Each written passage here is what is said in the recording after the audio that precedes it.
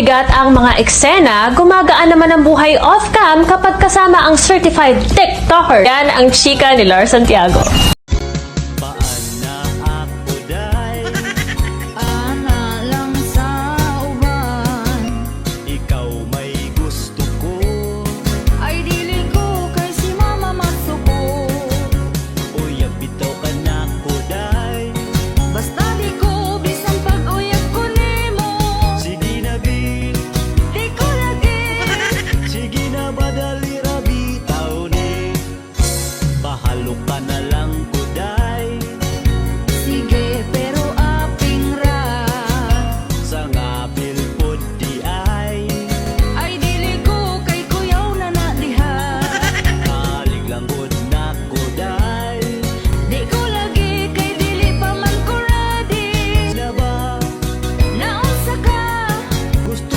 Mag-ana-ana ka.